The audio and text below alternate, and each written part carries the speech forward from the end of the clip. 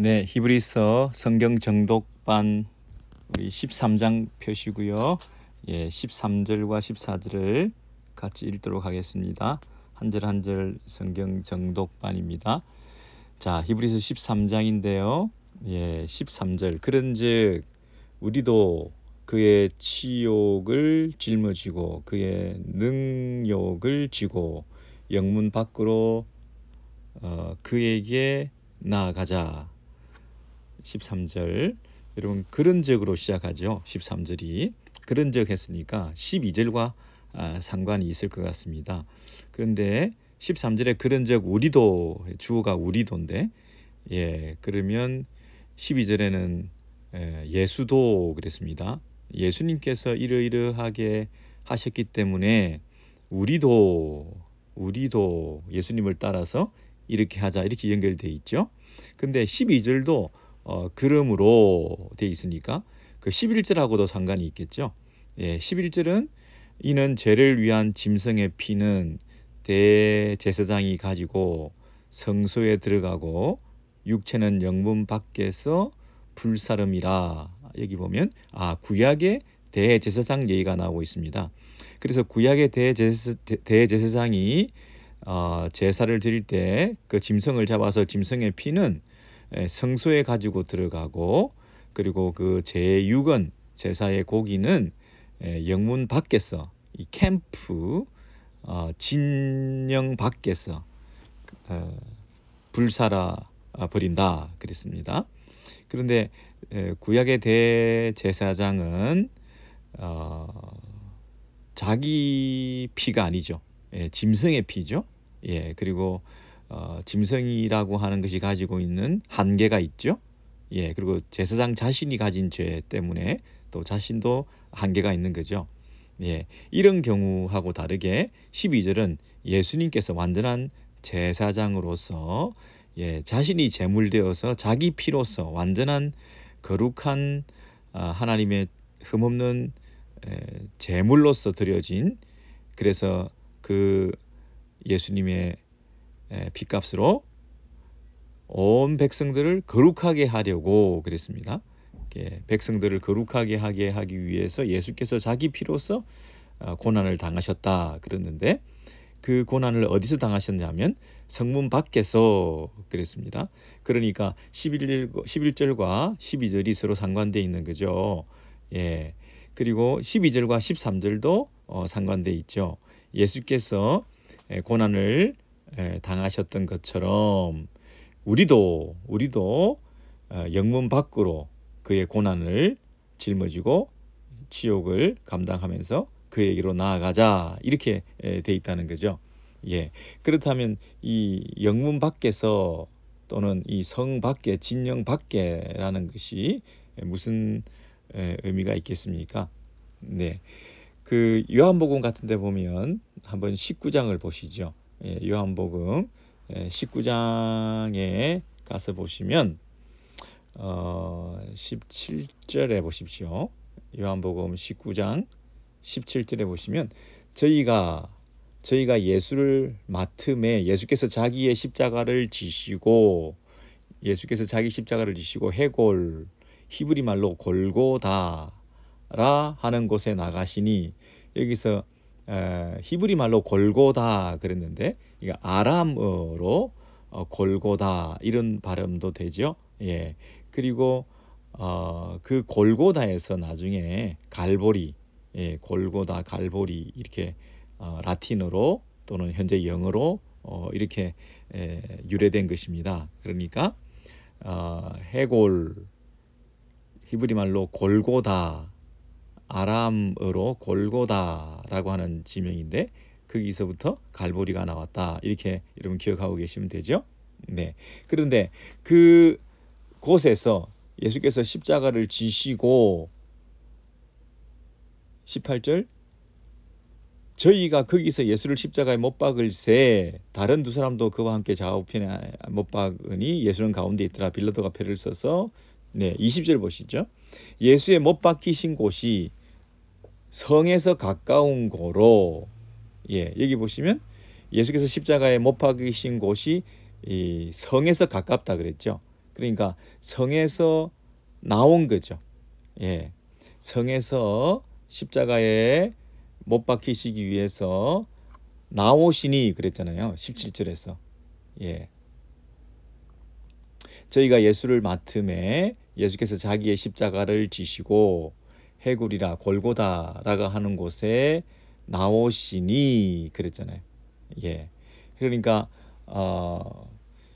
이 영문 밖에 예루살렘 성 밖에서 예수께서 십자가 달려 죽으셨다 하는 그 얘기를 하면서 성에서 가까운 곳이다 이렇게 말을 했습니다.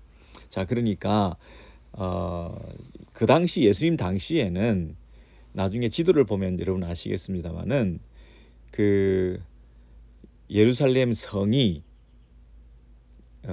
예수께서 십자가에 달리신 장소가 그 성 당시 성의 밖에 있었습니다. 진영 밖에, 영문 밖에서 성 밖에서 예수님이 십자가에 달려 죽으신 장소였다는 것입니다.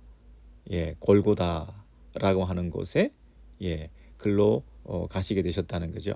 근데 그 이후에 세상이 역사가 자꾸 바뀌고 서로 경계선을 새로 긋고 하다 보니까 굉장히 이런 시간대부터 이미 그 성을 넓게 조금 더 경계선을 넓게 치게 되어서 예루살렘 그 성이 넓어지게 되는 바람에 지금의 그 십자가에 못 박히신 그 장소가 성 안으로 들어와 있습니다. 현재로서는. 예. 그러니까 영문 밖에 할 때는 예수님 당시에 그 경계를 생각하시면 되겠습니다. 네. 그래서 다시 한번 우리 히브리서로 가셔서 보시면요. 히브리서 13장 13절 이하에 보시면 예수께서 자기 피로서 백성을 거룩하게 하려고 십자가에 달려 죽으신 것은 그 당시는 성문 밖이죠. 성문 밖에서 십자가에 달려 죽으셨다는 거예요. 그런데 그 얘가 그 모형이 그렇게 예수님께 하신 것은 무엇을 이루기 위해서, 무엇을 성취하기 위해서 11절에 있는 그 구약의 제사, 대제사장의 그 제사, 그 제사가 어떤 제사였습니까?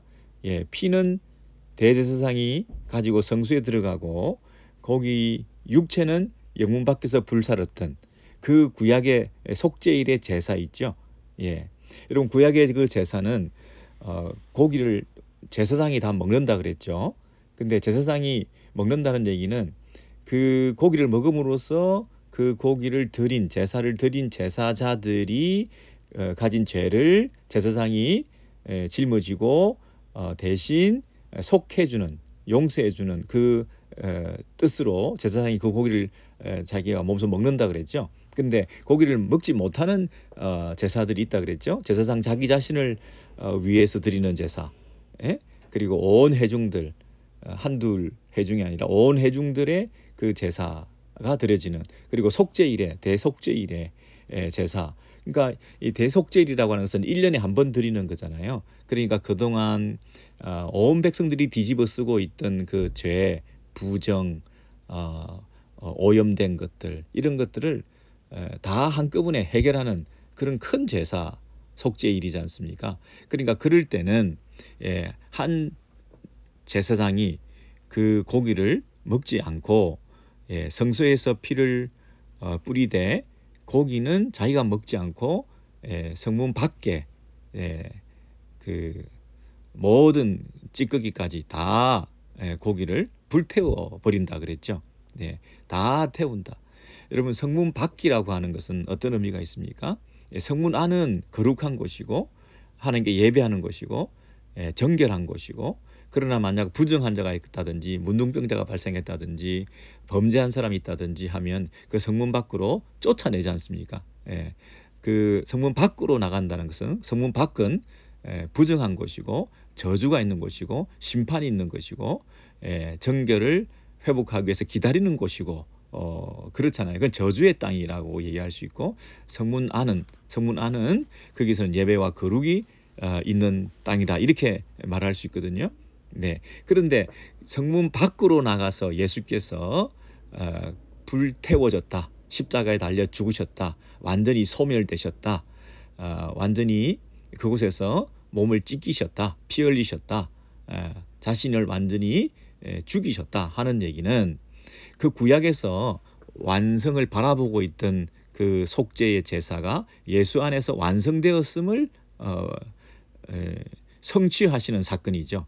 예수께서 성문 밖에서 십자가에 달려서 죽으셨다는 얘기는 구약에서 제사장들이 자기 스스로 해결할 수 없어서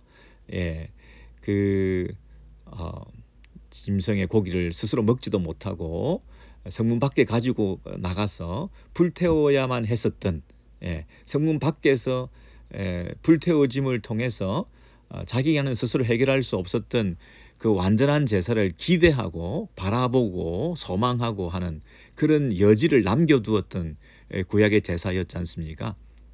제사장의 한계, 그리고 짐승의 피의 한계, 그 제사. 근데 그 온 백성들이 1년 동안 온 회중들의 이 부정함과 죄와 더러운 것들을 씻어내기 위해서 자신이 직접 그것을 해결할 수 없었던 제사장 입장에서는 그 짐승의 제사를 성문 밖에 가지고 나가서 불태웠던, 그 배설물이나 찌꺼기나 가죽이나 모든 것들을 다 불살랐다고 그러지 않았습니까? 그 완전한 제사가 예수 그리스도께서 십자가에서 영문 밖에서 불태워 주시고 불살라 지시는 것처럼 다 태워 주시고 그분의 몸을 산화시켜서 피 흘리시고 온전히 죽으심을 통하여 그 모든 죄를 소멸시켰다, 불태웠다. 자신의 몸이 불태워지는 것처럼, 제물로 완전히 드려진 것처럼 그 제물에 묻어있는 모든 오염, 온 인류의 죄와 더러움들을 혼자 짊어지시고 죽으심으로 모든 죄를 찌꺼기까지 다 태워 없애주시는 그런 십자가의 완전한 제사가 드려지게 된 것을 말하지 않습니까? 그 얘기가 오늘 히브리서에서 예수께서도 12절, 그러므로 예수도 자기 피로서 백성을 거룩하게 하려고 성문 밖에서 고난을 받으셨느니라 이렇게 얘기를 한 거죠. 12절이. 그런데 12절은 구약의 제사장들의 한계를 완성하시고 성취하시기 위해서 예수도 그 모델을 따라 그렇게 죽으심으로 완전한 제사가 드려졌다는 것을 말하는데, 이제 우리도 13절에 예수께서 그렇게 하신 것으로 끝난 줄 알았더니 그리스도의 남은 고난을 우리도 채워야 된다는 거 있잖아요. 예수께서 십자가에 달려 죽으신 것으로 그냥 우리를 깨끗게 하시고 다 끝난 줄 알았는데 우리가 해야 될 일이 있다 이렇게 말씀하시잖아요. 예수의 십자가를 따라 예수의 십자가와 함께 예수의 십자가를 믿는 자들이 예수의 십자가를 지고 가야 할 일이 있다는 거죠. 여러분 오해하지 마시기 바랍니다. 우리가 예수님의 십자가에 보탬이 된다거나 십자가의 무거움을 들어드린다거나 우리가 무슨 노력을 해서 예수님의 그 십자가를 경감시켜 드린다거나 속죄사역에 우리가 뭔가 동력을 그런 식으로 할 수 있다는 그런 뜻이 아니라 예수께서 가신 그 길에 함께 걸어간다 이런 뜻이죠. 그 십자가의 고난의 길을 우리도 배우고 담고 그래서 그 십자가의 정신을 이 땅에서 구현해내는 그 일에 함께 십자가의 제사에 동참해서 드려진 그 완전한 속죄의 유효함을 누리고 느낌으로써 감격하고 감사하여 여전히 그 십자가를 모르는 자들에게 증거하고 전달하는 그 일을 계속해 나가야 한다. 그 얘기를 이제 13절에서 그런즉 우리도 그의 능력을 지고 이 한글 개역에는 그 능력을 지고 해서 그가 가리키는 게 뭔지 분명하지 않은데 그의 치욕을 짊어지고 그랬습니다. 그라는 것은 그 12절에 예수님의 십자가에 그 능욕 당하시고 수치 당하시고 부끄러움 당하신 그것을 우리도 짊어지고 우리도 영문 밖으로 나가자. 영문 밖으로 나가자는데 왜 나갑니까? 그에게로 나가자. 그에게 나가자. 우리가 왜 밖에 나가야 됩니까? 그분이 거기에 서 계시니까 그렇죠. 그분이 그곳에 계시니까 우리가 가는 거죠. 우리는 성문 안에서 안주하면 안 되고요. 예, 그분이 계시는 그곳으로 가야 합니다. 근데 그곳에 가기 위해서는 뭘 당한다고요? 수치를 당한다는 거예요. 십자가의 길을 걸어간다는 것은 세상 사람들이 보기에 조롱당할 일이지 않습니까? 좁은 길을 걸어간다는 것은 세상 사람들 앞에서 좀 부끄러운 일일 수 있는 거잖아요. 근데 그럼에도 불구하고 나는 그 길을 간다. 왜냐하면 그분이 계시니까. 그래서 우리는 그 영문 밖으로 나가자. 이 얘기는 여러분 그 당시 수신자들의 입장을 생각하시면 금방 이해되십니다. 예수님 당시에 예수께서는 성문 안에서 공의 심판을 받으시고 출교를 당하시는 것처럼 끌려 나가셔서 죽임을 당하시는, 성문 밖에 죽임을 당하시는 그런 고통을 겪으셨지 않았습니까? 예수님은 성문 안에서 버림받아서 성문 밖으로 나가서 버려져서 죽게 되신 것이거든요. 예, 그런 것처럼 이 유대인들도 자기들의 공회 안에서 이 기독교인들을, 유대인 신자들을 쫓아내는, 출교하는 그런 일들을 자행하고 있는 그런 상황에서 우리는 그 성문 안에서 안주하고 유대교 전통을 지키면서 이 유대 공동체 안에서의 그 안위를 보장받으면서 그렇게 신앙생활을 하고 싶은 마음이 있잖아요. 그런데도 불구하고 성문 밖으로 나가라는 얘기는 출교를 두려워하지 마라. 따돌림을 두려워하지 마라. 예수도 그렇게 고난당하셔서 쫓겨나셔서 이 성문 밖으로 끌려 나간 거 아니냐. 예수님이 유대인들에게, 바리새인과 서기관들에게, 대제사장들에게 고난 당하셨던 걸 생각해 보시면 그들은 성문 안에서 기득권자들이 성전 중심으로 카르텔을 형성하고 있던 자들 아니었습니까? 그런데 그 안에서 그 모든 기득권을 내려놓고 예수님께서는 그들의 쫓김과 그들의 이 공격과 그들의 조롱을 당하면서 십자가를 지고 성문 밖으로 나가시게 된 것이죠. 그럼 우리가 가야 될 곳은 어디입니까? 그분이 계시는 곳이죠. 유대인 독자들, 기독교인들, 현재 우리들이 또 이 21세기에 겪고 있는 이 세상에서의 여러 어려움들이 있을 수 있지만 그럼에도 불구하고 우리가 가야 할 곳은 그분이 계시는 곳으로 가야 한다는 거죠. 우리가 안전지대에 머물러 있고 이곳에 안주하고 있고 핍박과 박해가 두려워서 이곳에서 편안한 신앙생활을 우리가 구가하고 있다고 한다면 그것은 참된 그리스도인이 아니고 예수를 따르는 예수 따르미들이 아니고 예수의 참 제자가 아니다. 그 얘기를 하는 거죠. 왜냐하면 예수께서 우리에게 모범을 보이셨는데 그 예수님은 홀로 그 모든 죄를 다 뒤집어 쓰시고 광야에 외롭게 그곳에 서 계셨거든요. 그 예수께서 성문 밖에서 고난을 당하신 것은 어떤 의미가 있다고요? 첫째, 모든 백성들의 죄를 다 홀로 짊어지시고 홀로 수치와 고난을 당하시면서 그곳에 홀로 십자가에 달려 계셨거든요. 두 번째, 그분은 그곳에서 완전히 불태워진 것처럼 완전히 자신을 희생하신 거잖아요. 자기의 모든 것을 내려놓으시고 모든 것으로부터 버림을 당하시고 철저한 고독을 경험하셨던 거잖아요. 하나도 남김없이 자신을 다 내어주셨잖아요. 아낌없이 자기의 모든 것을 다 우리를 위해서 내어주신 거거든요. 그리고 세 번째는 그분이 진 밖으로 나갔다는 것은 자신의 그 진 안에서의 안정과 또 편안함을 포기하고 그곳에 머무르지 아니하고 안주하지 않고 위험한 곳으로 나간 것이죠. 부정한 그 성 밖으로 나간 것이죠. 그래서 버려진 땅, 진 밖에서 부정한 채로 내버려져 있는 그 모든 인생들을 그 땅을 거룩하게 하기 위해서 그곳에서 그들을 살리기 위해서 죽으신 그 예수 그리스도. 여러분, 그러므로 우리가 가야 할 곳은 성문 밖이죠. 우리가 항상 그 생각을 하셔야 됩니다. 내가 다 짊어지고 가겠다. 이런 마음을 가지셔야 됩니다. 내가 모든 걸 다 짊어지고 내가 책임져야 되겠다. 이런 의식을 가지셔야 됩니다. 그리고 철저히 희생하셔야 됩니다.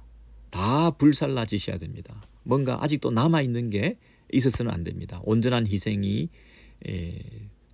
드려지기 위해서는 자신의 찌꺼기까지도 자기가 가지고 있는 것도 다 불태우겠다고 하는 그런 온전한 제물로서 드려져야 되는 것입니다. 그리고 추호도 나는 안전지대에 머무르지 않겠다. 선택의 순간에 어느 것이 더 위험한 길인가? 어느 것이 더 다른 사람을 살리는 길인가? 어느 것이 더 나를 위한 것인가? 다른 사람을 위한 것인가? 어느 것이 더 내가 손해보는 것인가? 내게 이익이 되는 것인가? 이런 것들을 선택의 기로에 서서 예수님의 십자가를 따른다는 것은 그런 의미가 있습니다. 짐 밖으로 나가자, 영문 밖으로 나가자, 우리도 가자 하는 얘기는 그 초대교회 히브리서 독자들에게 이 저자가 권면하는 거죠. 너희들이 유대교 전통 안에 머무르면서 안주하지 말고 예수님 따라 성문 밖으로 가자는 얘기는 이 공동체에서 축출당하는 한이 있다 하더라도 참 신앙을 지키고 좁은 길을 가야 한다. 네, 외롭고 힘든 일이라도 광야에서 홀로 서서 철저히 자기를 희생하며 다른 사람을 살리는 일에 내 인생을 걸어야 된다. 이 메시지를 지금 하고 있는 거죠.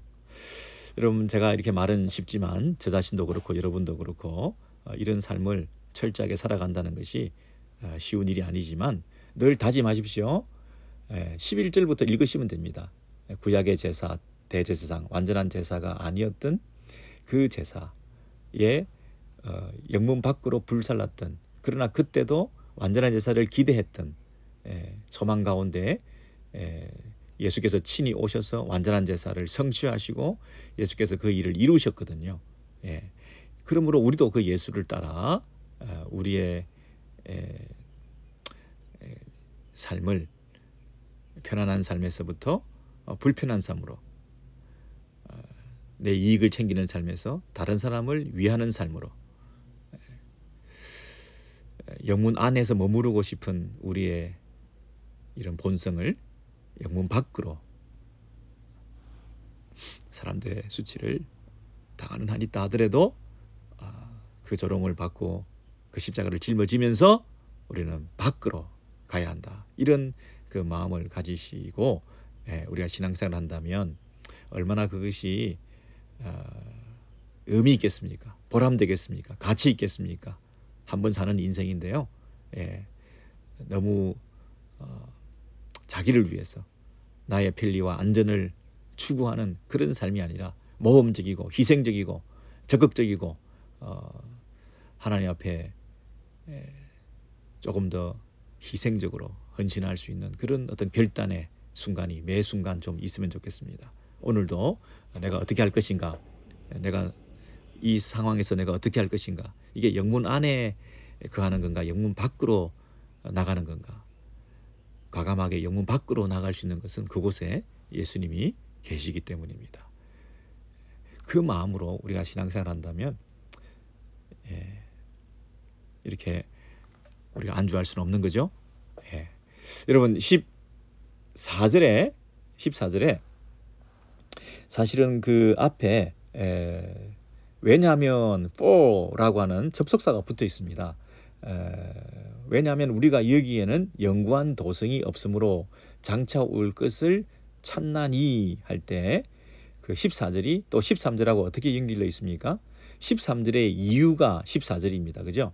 우리가 영문 밖으로 예수의 십자가를 짊어지고 나가자. 왜냐하면 이렇게 14절로 연결되어 있거든요. 우리가 여기에는 영구한 도성이 없으므로 이랬죠. 왜 밖으로 나가야 되느냐 하면 왜 하나님 나라를 위해서 우리 인생을 던져야 되느냐 하면 이 땅에서는, 여기에서는 이 영원한 성이 없다. 14절에서 그렇게 얘기하고 있습니다. 그 영어 표현을 보시면 제가 그 have라는 동사가 여기 나와 있는 걸 보여드릴 수 있어요. We don't have here an enduring city. 영원한 도시가 여기에서는 우리가 가질 수 없다. 예, 우리는 여기에서 그 영원한 도성을 우리는 가질 수가 없다. 우리는 가지지 못했다. 예. 여러분, 여기에 이 영원한 것이 있다면 여기에서 우리가 뭔가를 결단을 내야 되겠죠. 근데 여기에 없기 때문에 우리는 영문 밖으로 나가서 이 땅에서 치욕을 당하는 한이 있다 하더라도 영혼에 잇대어서 살아야 된다는 거죠. 영문 안에 있다는 얘기는 그 영문, 그 성이 계속되고 영원할 것이라고 하는 생각 때문에 그 성 안에 계속 거주하는 것 아니겠습니까? 그죠? 영원한 안전을 제공해 줄 도시를 갈망해야지. 여기서 찾는다. 오직 장차 올 것을 찾나니 14절 하반절에 오직 장차 올 것. 장차 올 것이 뭡니까? 장차 올 것이 영원한 도시라는 거죠. 영원한 도성이 앞으로 올 것이다. 예. 우리는 이 땅에서 영원한 것을 찾지 말고 장차 올 그 영원한 것을 추구해야 된다. seek, 찾아내야 된다. 추구해야 된다. 장차 올 것을 추구하며 이 땅에서 살아가야지 이 땅에서 모든 것이 다 영원한 것이 있는 것인 양 착각을 해서는 안 된다. 우리의 눈은, 우리의 시선은 항상 영혼을 사모하고 바라봐야 된다. 갈망해야 된다. 생각을 해보세요. 이 땅에서 우리가 안주 잠시 할 수 있을지 몰라도 이 땅에서 영원하지 않는 도성에서 잠시 안주하고 있으면 뭐합니까? 왜냐하면 그 도성은 곧 멸망할 건데. 그렇잖아요. 이 도시에 내가 잠시 안주 하는 사람만큼 어리석은 자가 어디 있습니까? 멸망할 도시에서 잠시 안주하고 있으면 뭐합니까? 빨리 나가서 영원한 것을 갈망하는 게 차라리 낫지. 예? 그래서 우리는 이곳에서 안주할 수 없는 이유가 이 성문 안에서 안주하다가는 이 성이 망하고 말 것인데 우리는 이 땅에서 영원한 도성을 가지지 않았기 때문에 당연히 우리의 결단은 나가는 것이라는 거예요. 나가서 찾는 거라는 거예요. 나가서 추구하는 거라는 거예요. 예. 여러분 그 14절의 의미를 아시겠죠? 여러분 여기서 제가 지난번에 우리에게는 제단이 있는데 그렇게 말씀드린 적이 있죠. 그 위에 10절에 보시면 그때는 we have 우리가 가지고 있다. 한 제단을 가지고 있다. 그렇죠? 우리에게는 한 제단이 있다. 그랬는데 14절에서는 우리에게는 영원한 도성이 없다. 우리는 영원한 도성을 가지지 못했다. 이렇게 얘기하잖아요. 예. 한 번은 가지고 있다. 첫 번째 10절에서 이 제단은 하늘 성소, 십자가의 제단. 그죠? 예. 하나님 앞에 십자가 붙들고 하늘 아버지께 아버지하고 나아갈 수 있는 그 제단, 그 십자가의 완성된 제사의 제단, 그것이 우리가 있어서 이미 그 혜택과 특권을 누리면서 살고 있기는 있지만 동시에 또 우리는 없다. 이 땅에는 그게 없다. We don't have here.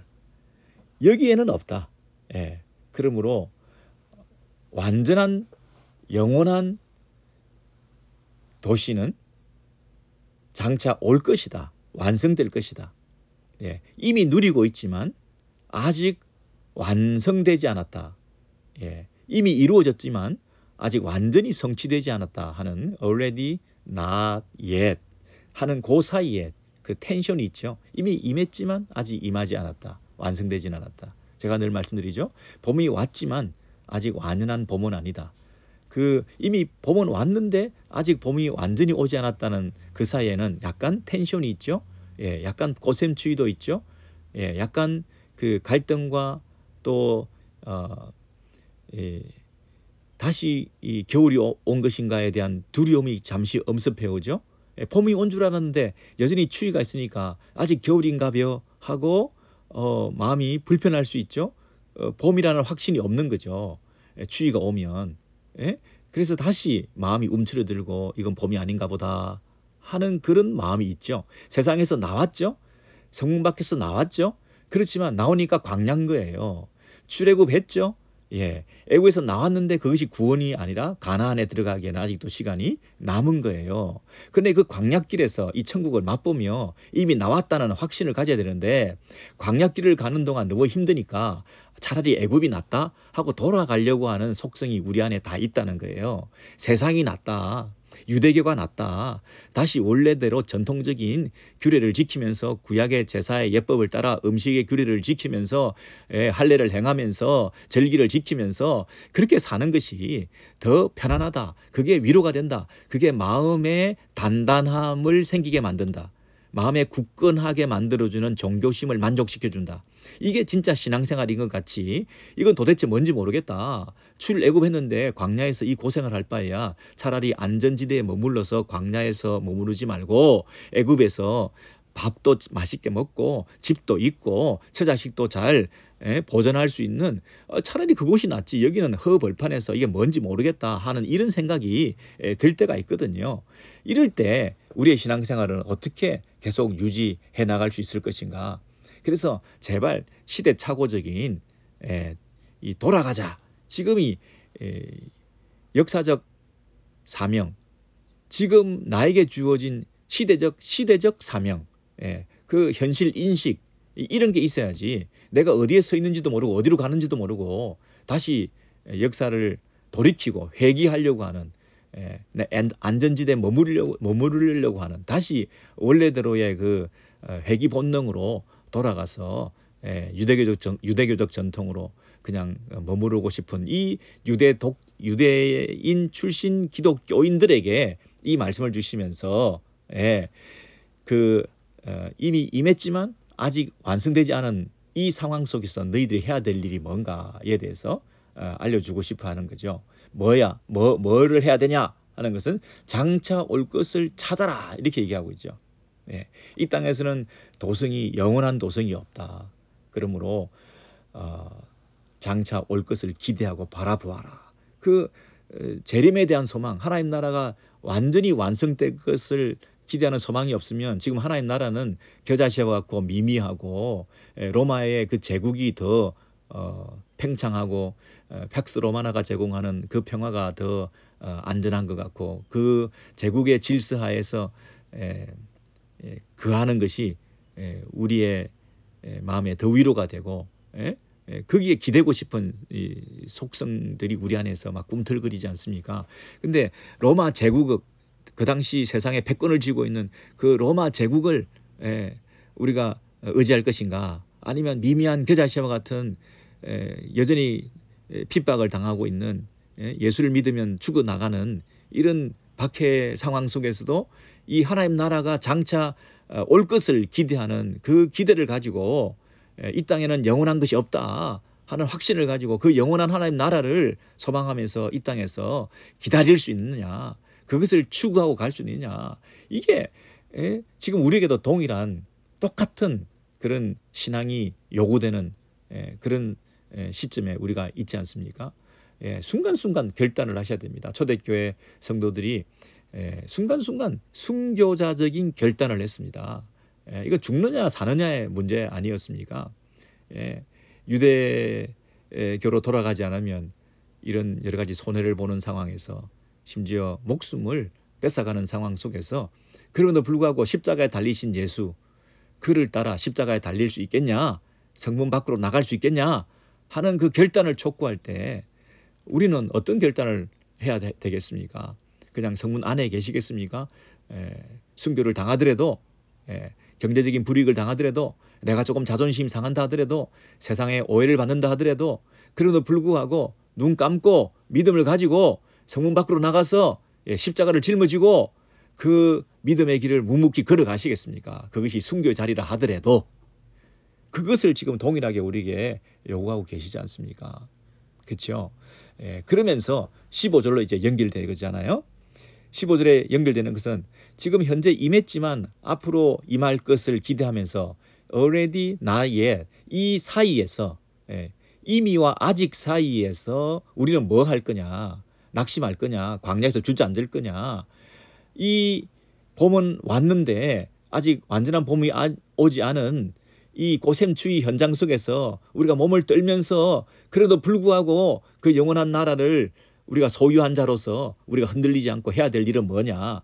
그게 15절이라는 거죠. 그러므로 우리는 예수로 말미암아 항상 찬송의 제사를 하나님께 드리자.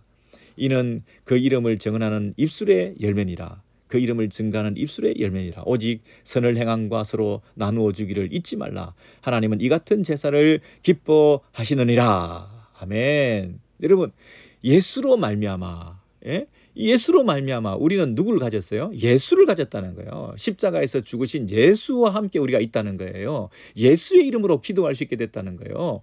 구약의 제사와 비교할 수 없는, 구약의 제사장들이 죄를 속죄하기 위해서 드렸던 그 제사와 짐승의 피와는 상관이 없는 예수의 피로 말미암아, 예수의 십자가 대제사장이신 예수의 그 제사로 말미암아 우리는 하나님 아버지 앞에 담대히 나아가서 제사를 드릴 수 있는 진정한 예배가 회복됐다는 거 아니겠습니까?